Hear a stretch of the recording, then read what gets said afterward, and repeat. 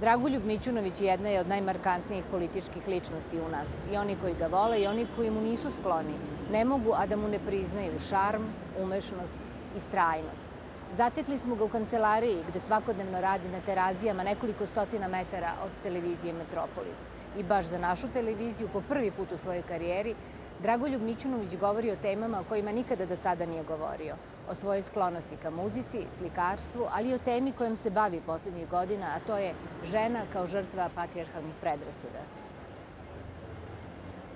Ja volim klasičnu muziku, mada vrlo rado čujem ponekad i nešto što je dobro, bluz ili nešto i džeza ili te muzike nekih sjajnih ljudi od Belafonta i Ray Charlesa ili bilo kog drugog. Kao i nešto iz ove duhovne muzike, ali to malo sam zastario u tom ukusu, ali ono što je svojevremeno Mahalia Jackson predstavljala ili Ella Fitzgerald i što je danas na neki način Whitneyjeva. Dakle, mogu to da slušam, ali moja ljubav ostaje vezana za klasičnu muziku. Ja ovdje imam sad 5 nekih sonata Beethovenih, imam jednu sjajnu, jedan komad Čajkovskog rokoko varijacije koje svira Rastropović, pošto čelo jako volim, čelo je jedan izuzetan instrument. I tako nekoliko tih stvari mi stoji ovde u ovom muzičkom stubu.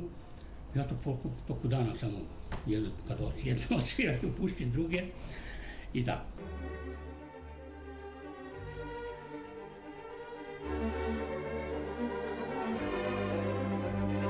Kao mlad profesor, da li ste išli na koncerte koji... Kako da ne. Da li se sećate šta ste u Beogradu sve gledali i slušali? Kako da ne. Beograd je negde 60. godina stvarno bio svetski muzički grad. Tako da smo ovde, primjer, mogli da čujemo i Menjuhina, i Jašu Hajfeca, i sve najveće pijaniste sveta, od Gillesa do ovih Najgaraua i ko sve to nije bio. Tako da sam redovno išao na te koncerte.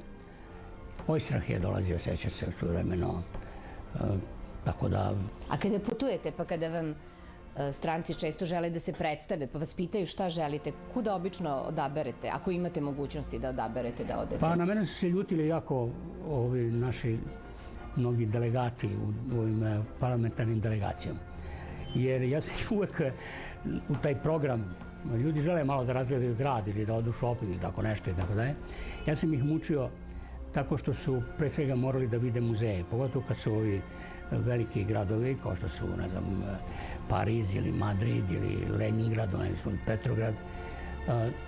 Pa onda im ode celo jedno prepodne, ali posle su mi svi bili zahvalni na insistiranju. Recimo, kad smo bili u Moskvi, onda smo morali prvo da idu u Tretjakovsku galeriju, pa smo onda išli u Puškinov muzej. Pa kad smo otišli u Petrograd, onda su mogli da idu u Ermitaž, tako reći, sve dana, pa Marijansko pozorište uveče da gledaju Žizelu. Tako da su bili uvek ispunjeni nekim sadržajima. Recimo, gde god odem, u koji god odem muzej, pogledam uvek raspored i onda odem i obavezno tražim s jedne strane Rembrandta, jer su to portreti koji mi najviše govore. Ali ima, naravno, veliki slikara, veliko je renesansno slikarstvo, ne znam, sve to možete vidjeti od Rafaela ili Da Vincija ili Michelangela i tako da je sve to u redu, ali Rembrandt je nešto drugo. Niko nije tako s jednom dubokom tugom i znanjem o čovekovom unutrašnjem svetu govorio. I ja to sednem u neku stolicu i tako kako su poređeni, obično grupisani ti portreti. Ima oni, naravno, i pejzaže i druge slike, ali ti portreti su nešto posebno. I da god mogu da ih nađem u nekom muzeju, ja to odgledam. Drugi slikar je Cezanne. Zato što, za razliku od drugih impresionista, on ima neku metafizičku dubinu. To sam prvi put shvatio u jednom malom muzeju u Winterthuru. Sam bio u Nemačkoj, u gradu Konstanc, to je na granici Švajcarske, i onda sam često išao u Cirih, to je 60 km od Konstanca. Cirih je ipak veći grad, kao je metropola. A jedno vreme sam i stanovao čak u švajcarskom delu. Sad između Konstanca i Ciriha je jedno mesto Winterthur i onda ima jedno malo brdašci i tu je jedna galerija. Tu je neki bogati bankar švajcarski skupio jednu tako priličnu veliku zbirku impresionista. Tamo ima Sezana koji ranije meni bio izmako. To Sezanovo prodiranje u supstancu. Kad on uzme, recimo, šumu slika na pejzaž, pa onda kao da svaki taj list ispira.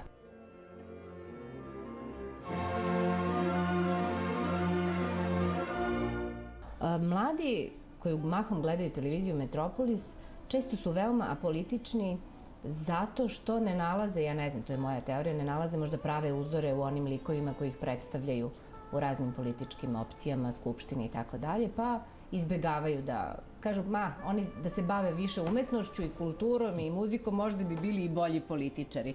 Da li vi delite to mišljenje? Ne. Ne? Ne. Baš pre neki dan sam citirao, završavam jednu dosta veliku knjigu, debelu, što bi rekli, o politici. I sad citiram na jednom mestu Maxa Webera koji kaže, postoje među političarima dve vrste ljudi. Jedni su oni koji žive za politiku i drugi koji žive od politike.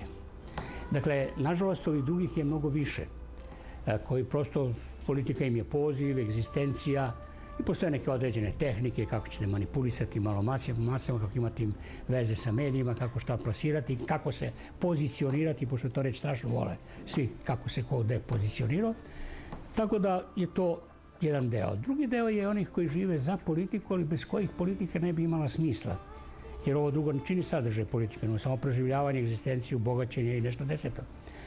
A to je neka strast u kojoj bivate učeni.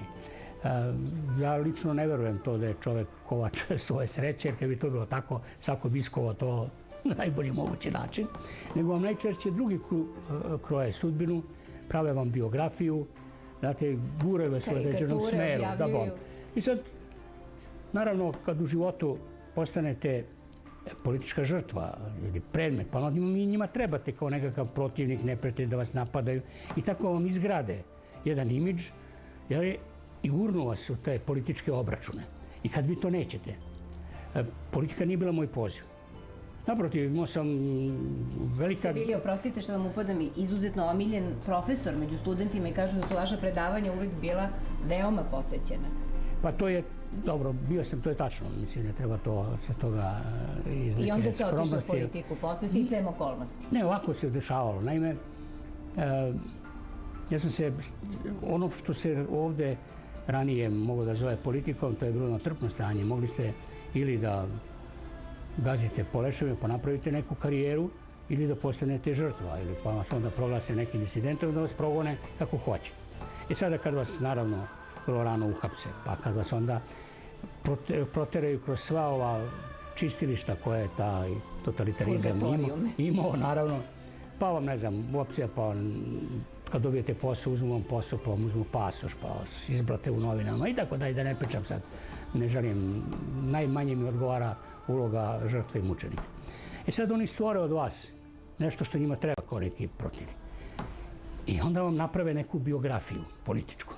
Sad, iz te biografije, sada vi ste dužni da igrate neke određene uloge, a umeđu vremenu imate i strast, jer su vas dobro zapekli, opekli i verujete da ćete biti u stanju da popravite društvo i da će to izgleda drugčije. Sad kad su se stvorile okolnosti, ono što je bilo pre, to je bilo, mogu sad da nazovem i tako, bilo je jako mnogo moralnog narcizma u tom disidentstvu. Evo, isprsio sam se, kažem tom Brozu, ne, pa vrlo važno. I dobro se osjećate onako. Sami se sebi dopadate u ogledalu. Ali to nema mnogo efekta. Drugi gledaju i vidi kako ste vi loše prošli, da ste zbog toga izgubili posao, službu, hleb, kada je pusti, to je glavom kroz zid, to ne treba. Ali samo se sebi dopadate.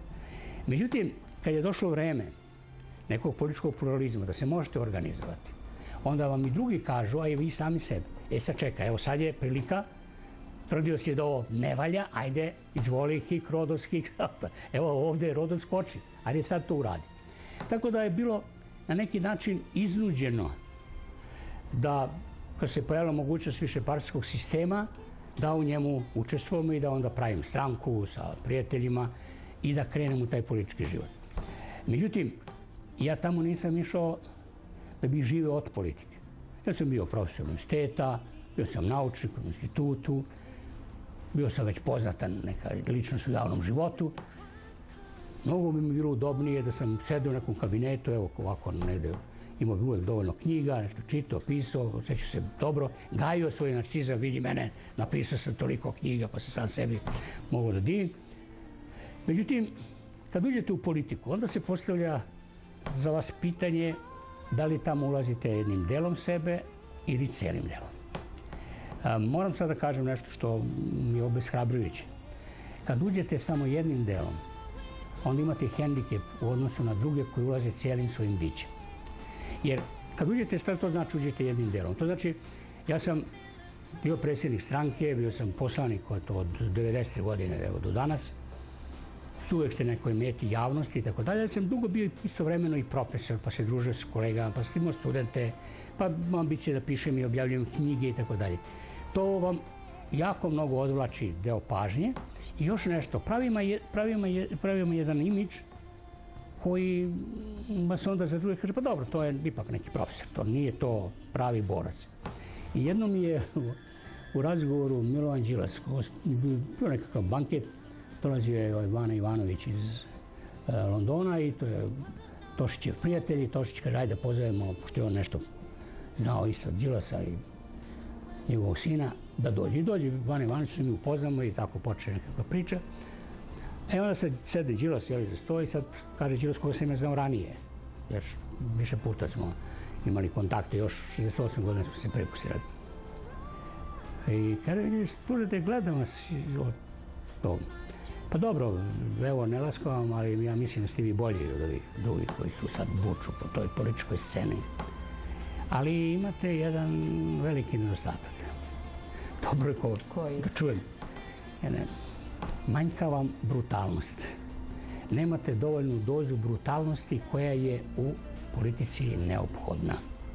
Opšti trend u svetu je, to sam primetila i u ponašanju u medijima, među političarima, ovo što u zapadnoj kulturi zovu be rude, budi grub. To se vidi u pesmama, u pozorišnim komadima, u filmovima, a boga mi kod nas u politici se veoma vidi. Pa ponekad nismo sigurni da li gledamo Nušića ili Swifta kod nas u nekim javnim raspravama. Pa tu su sad dve stvari. Nije, kad govorimo o brutalnosti, ja mislim da Đilas nije mislio time da ja sad treba da budem prost. Oštriji možda. Nego prosto da nema sentimentalnosti. Da to, kako sam ja razumeo stranku, pa prijatelji su napravili stranku, pa ima neko dubinsko prijateljstvo koje izrasta iz nekog zajedničkog života, deljenja zajedničkih vrednosti, nećemo mi to sad dovoditi u pitanje i zbog toga sam bio spreman na te kompromise. A verovatno političar to ne treba da radi. Mora da vodi računa, da su mnogi od njih konkurenti, drugo da ako veruje u ispravnost neke odluke, da je bez obzira o kome se radi, mora sprovoditi i tako dalje. Ali ovo o čemu vi govorite, to je problem političke kulture i prosto da kažem jedne prostote i nevaspitanja pre svega.